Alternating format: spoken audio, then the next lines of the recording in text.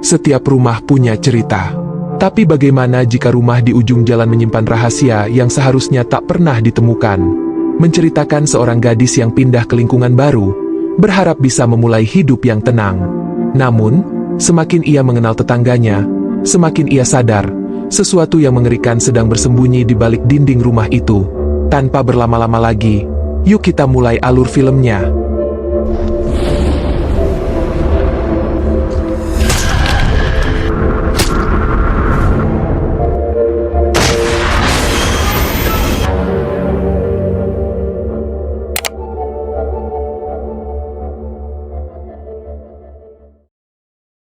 Film dimulai di tengah malam yang penuh badai, ketika seorang gadis muda bernama Kerien, yang tampaknya telah menjadi pasien psiko mulai berjalan menuju kamar orang tuanya.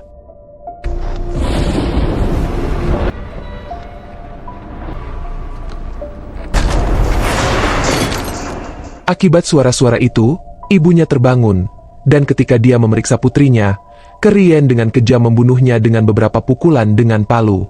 Ayahnya, Jaikepsen, mendengar suara pukulan tepat sebelum Kerien berlari untuk membunuhnya. Setelah membunuh mereka berdua, dia melarikan diri dari rumah dan tidak pernah kembali.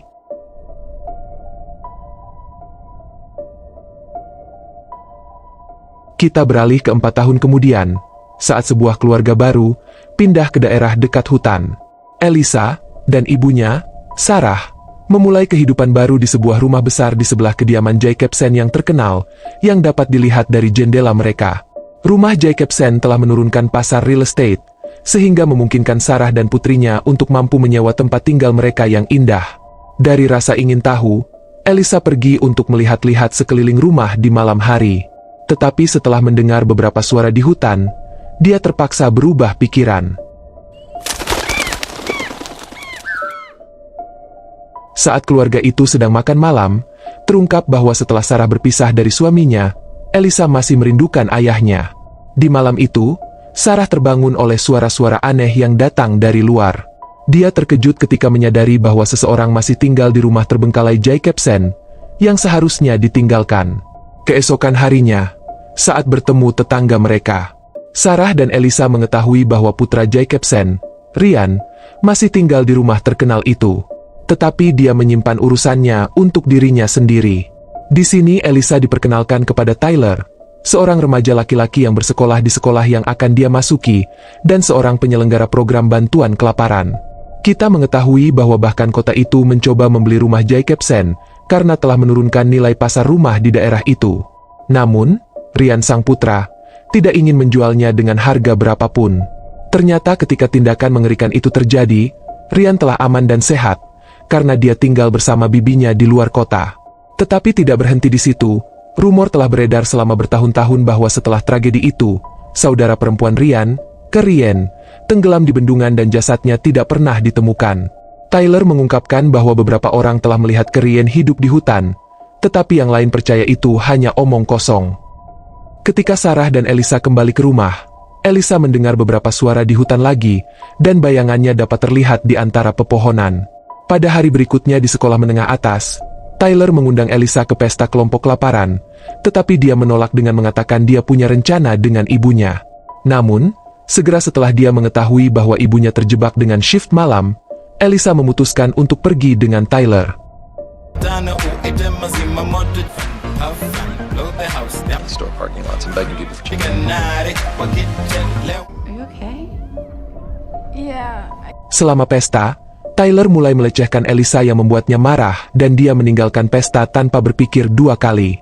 Elisa berjalan di kegelapan, sepi, dan suara petir dapat terdengar di kejauhan. Dalam perjalanan, sebuah mobil berhenti di dekatnya. Dia mencoba menelepon ibunya tetapi ibunya tidak menjawab. Pengemudi itu ternyata adalah Rian, yang mengenali Elisa sebagai tetangga barunya dan menawarinya tumpangan. Karena takut dengan kepribadian Rian, Elisa menolak dan mengatakan dia sedang menunggu ibunya. Namun, hujan mulai turun yang memaksanya untuk pergi dengan Rian. Dalam perjalanan pulang, Elisa bertanya kepada Rian mengapa dia masih tinggal di rumah orang tuanya yang terbunuh di sana.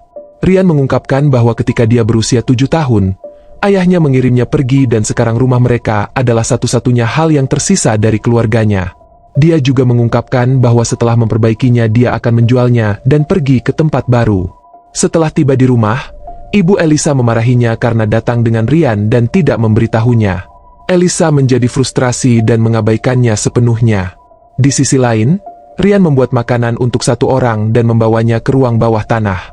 Dia membuka pintu kecil di lantai dan memasuki tempat rahasianya. Namun, setelah dia memasuki ruangan di ujung lorong, dia tiba-tiba diserang oleh seorang wanita muda yang tampaknya adalah Ryan.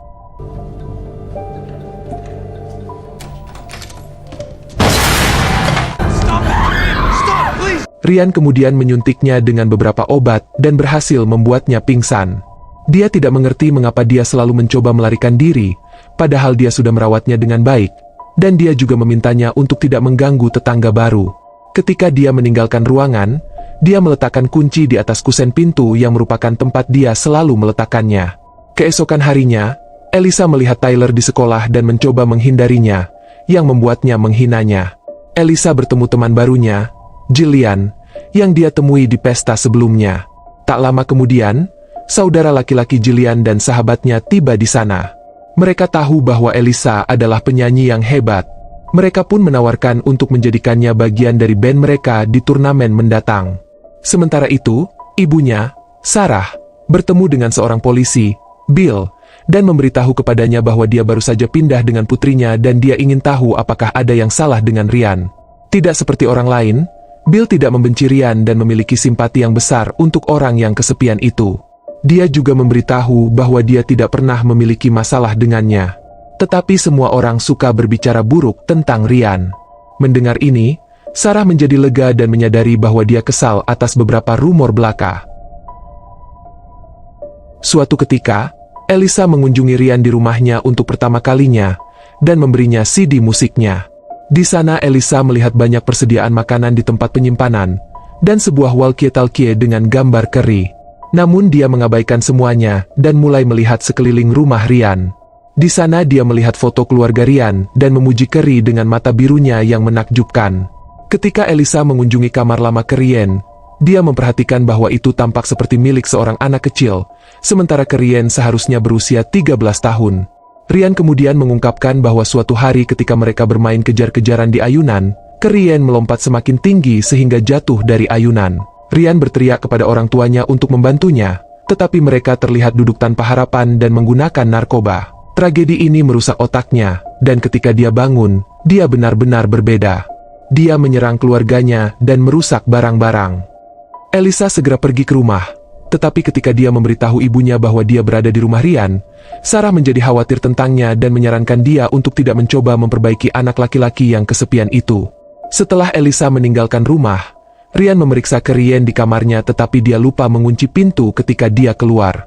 Akibatnya, ketika Ryan terbangun, dia berhasil menerobos keamanan Ryan dan mencoba melarikan diri. Ryan yang mengetahuinya bergegas untuk menangkapnya, tetapi Ryan tampaknya berlari menuju rumah Elisa. Tiba-tiba pintu Elisa bergetar membuatnya ketakutan.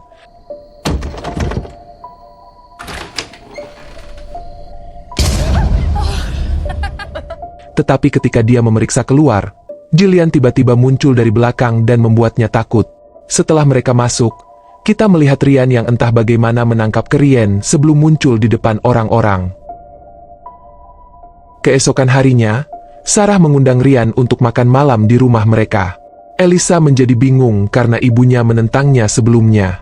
Namun di meja makan, Sarah menanyakan banyak pertanyaan canggung sambil minum banyak anggur. Ketika dia meninggalkan ruangan untuk mengambil makanan penutup, Ryan berterima kasih kepada Elisa karena menjadi orang pertama yang mengundangnya ke rumah sejak pembunuhan orang tuanya. Tepat saat itu, Sarah tiba-tiba menginstruksikan Ryan dan Elisa untuk tidak sendirian, baik di rumahnya atau di rumah Ryan jika Sarah tidak bersama mereka. Sang ibu khawatir terhadap putrinya yang hanya seorang siswa sekolah menengah, sementara Ryan adalah seorang mahasiswa. Ryan menghormati aturan tersebut, kemudian segera pergi yang membuat Elisa marah pada ibunya karena perilakunya yang kasar. Pada hari berikutnya, Sarah bertemu petugas Bill dan memberitahunya semua yang dia lakukan tadi malam. Dia mengaku dia hanya membatasi Elisa karena dia tidak ingin putrinya membuat kesalahan yang sama seperti yang dia lakukannya di masa remajanya. Sementara itu, Elisa masih marah pada ibunya karena berpikir bahwa ibunya masih memperlakukannya seperti anak kecil. Tak lama kemudian, dia bertemu Ryan dan meminta maaf kepadanya atas nama ibunya. Bersama Jillian, Elisa meminta Ryan untuk memberi mereka tumpangan pulang, tetapi Jillian tampaknya takut pada Ryan. Mereka menurunkan Jillian di rumahnya, dan Ryan mengingatkan janjinya kepada Sarah, memberitahu Elisa bahwa mereka tidak boleh bersama. Namun, Elisa tidak menganggap serius ibunya, dan memberitahunya bahwa dia telah menghubungkan ponselnya dengan telepon rumah, yang sekarang akan meneruskan setiap panggilan ke ponselnya. Kemudian dia menerima panggilan dari ibunya yang mengatakan kepadanya bahwa dia akan sibuk dengan shift malam lagi. Malamnya, mereka masuk ke dalam rumah Ryan untuk bermesraan di sofa, dan suara-suara yang mereka buat terdengar oleh Ryan melalui walkie-talkie.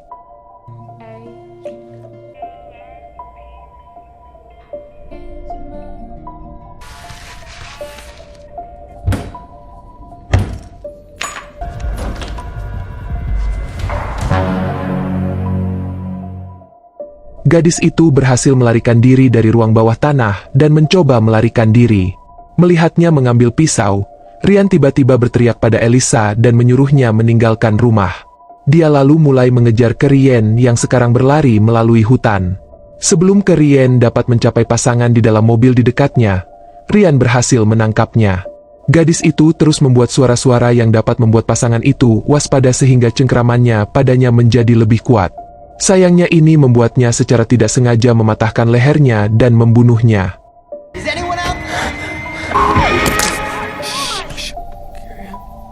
Dengan sedih sampai ke lubuk hatinya, Ryan membawa jasadnya dan pergi, membawanya ke suatu tempat. That you'd let me help you. It's fine, don't worry about it. I wanted to apologize. Yes. Setelah mengurus jasad ke Ryan tiba di sebuah kafe di mana seorang pelayan mahasiswa, Peggy Jones, mencoba menghiburnya dan memberi dia sepotong kue di kafe. Kemudian dia menelepon Elisa dan meminta maaf padanya, mengatakan dia tidak benar-benar mengerti apa yang terjadi tadi malam, dan bahwa dia ingin bertemu dengannya lagi. Elisa mengambil kesempatan untuk mengundangnya ke kompetisi band di sekolah. Namun, ketika Ryan tiba di sana kemudian, anak laki-laki lain termasuk Tyler menganggapnya sebagai orang aneh dan mencoba menggodanya, tetapi Ryan mengabaikan mereka. Saat dia menemui Elisa, mereka terganggu ketika seorang anak laki-laki memberitahunya bahwa anak laki-laki lain mulai merusak mobilnya. Ryan mencoba menghentikan Tyler dan teman-temannya tetapi mereka semua mulai memukulinya, membuat Ryan tidak punya pilihan lain selain melawan. Dia meraih kaki Tyler, mematahkannya lalu melemparkannya jatuh dan menginjak kakinya yang patah. Semua orang menjadi ketakutan, tetapi Ryan terpaksa melarikan diri sementara anak laki-laki lain pergi untuk menghancurkan rumahnya.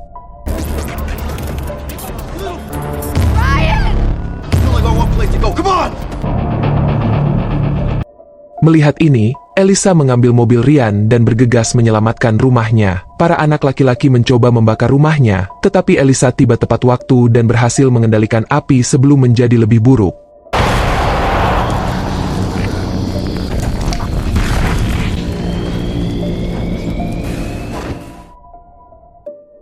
Tidak lama kemudian, dia menerima telepon dari ibunya yang memberitahunya bahwa Tyler baru saja dirawat di rumah sakit, dan Elisa menjelaskan bahwa Ryan hanya membela dirinya melawan 6 orang.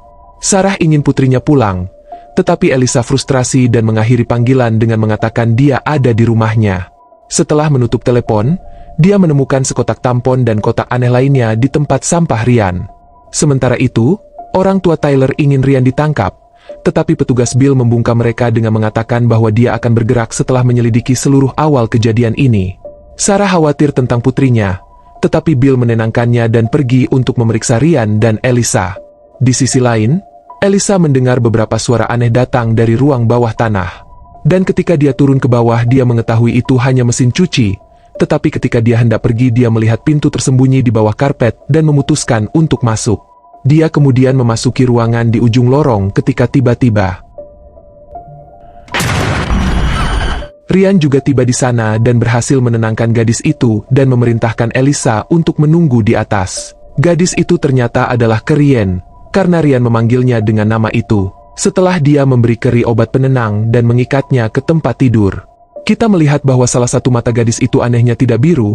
Elisa kembali ke dapur dan membenarkan kecurigaannya ketika dia menemukan bahwa kotak aneh itu berisi sepasang lensa kontak biru. Dia juga menemukan dompet milik Peggy Jones yang mengungkapkan kepada kita bahwa gadis di ruang bawah tanah saat ini adalah pelayan yang memberi Ryan kopi dan kue. Tiba-tiba Elisa dikejutkan oleh Ryan yang memintanya untuk berjanji bahwa dia tidak akan memberitahu siapapun tentang ini. Karena takut, dia berjanji pada Ryan untuk merahasiakannya. Tetapi sebelum dia bisa pergi, Ryan menjatuhkannya dan kita melihat bahwa teleponnya jatuh ke lantai. Promise me you won't tell anyone about Carrie Ann. Yeah, I promise.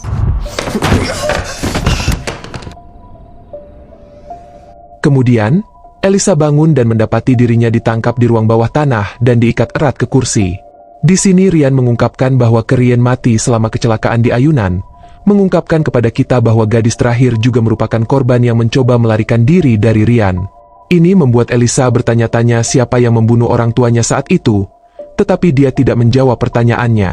Ryan mengklaim bahwa bahkan saudara perempuannya telah pergi, dia masih membutuhkan seseorang untuk menjadi Carrie Ann. Itulah sebabnya dia menculik gadis-gadis lain dan berusaha membuat mereka terlihat seperti saudara perempuannya, dan Elisa akan menjadi Carrie Ann berikutnya. Sementara itu, Sarah mencoba menelepon Elisa, tetapi ketika dia tidak mengangkatnya, Sarah menjadi ketakutan dan menelepon Bill untuk memeriksa rumah Ryan terlebih dahulu. Ryan kembali ke kamar Carrie Ann dan mulai menyiapkan segalanya untuk menjadikan Elisa sebagai saudara perempuannya. Dia mengatakan kematian Carrie Ann adalah kesalahannya dan itulah mengapa orang tuanya menghukumnya, tetapi dia menghentikan mereka. Sesampainya di rumah Ryan, Bill menginterogasinya tentang pertengkaran dengan Tyler, dan ketika Bill bertanya kepadanya tentang keberadaan Elisa, Ryan mengklaim dia mungkin berada di kompetisi band, tidak ada di sini. Sebelum meninggalkan rumah Ryan, Bill mencoba menelepon rumah Sarah dan sangat mengejutkan Bill bahwa nada dering itu berasal dari rumahnya, membuat Ryan tidak punya pilihan lain selain bertarung. Dia langsung mengambil pisau dan mematikan lampu yang memaksa Bill untuk mengejarnya. Sementara itu, Elisa berhasil membebaskan kakinya, tetapi untuk membebaskan lengannya, dia terpaksa menggunakan lampu panas. Kembali ke Bill, ketika dia hendak turun ke ruang bawah tanah, Ryan mendorongnya menyebabkan dia jatuh dari tangga. Dia berteriak pada Bill mengatakan dia bisa menghentikan semua ini sejak lama. Di sini terungkap bahwa ketika Carrie Ann meninggal, Bill ada di sana dan dia selalu tahu orang tuanya adalah pecandu dan membantu mereka menutupi kematian Carrie Ann. Ryan marah pada Bill ketika dia mengatakan dia melindunginya dan menusuknya sampai mati.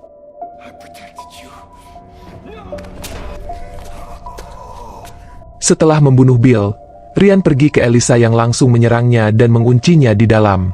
Sebelum bergegas melarikan diri, Elisa juga menghalangi pintu masuk rahasia dengan mesin cuci. Tetapi dia tidak dapat keluar dari ruang bawah tanah karena pintu terkunci. Melihat petugas Bill mati, dia menjadi ketakutan dan mencoba melarikan diri dari garasi, tetapi pintunya juga terkunci. Ketika Elisa masuk ke dalam mobil, Ryan tiba di sana dan menangkapnya lagi. Kemudian Sarah tiba di rumah Ryan dan mulai menggedor pintu. Ketika Ryan membuka pintu, Sarah meminta Elisa. Tetapi dia mengatakan dia tidak ada di sini. Pada saat yang sama, Elisa baru saja melarikan diri dari bagasi mobil dan dia memecahkan kaca di pintu garasi, yang membuat ibunya menyadari Elisa ada di rumah.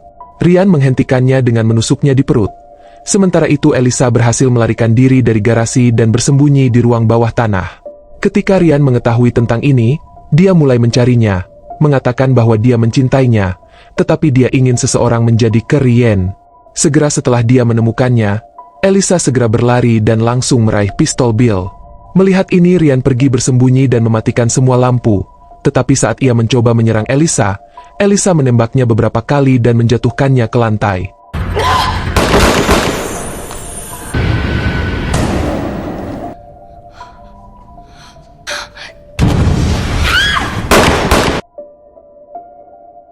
Setelah menyalakan kembali daya, Elisa mendekati tubuhnya untuk mengambil kuncinya, tetapi tiba-tiba ia terbangun. Untungnya, Sarah muncul dan memberinya pukulan terakhir dengan palunya dan menjatuhkannya. Ibu dan anak itu akhirnya melarikan diri dari tempat itu dan mereka meninggalkan kota pada hari berikutnya. Alyssa! Hey. Film berakhir di penjara, di mana Ryan mengingat masa lalunya ketika ibunya biasa memukulinya karena menjadi Ryan dan memperlakukannya sebagai Carrie Ann. Ini mengungkapkan bagaimana Ryan menjadi sakit jiwa dan bagaimana ia membunuh orang tuanya sebagai Ryan.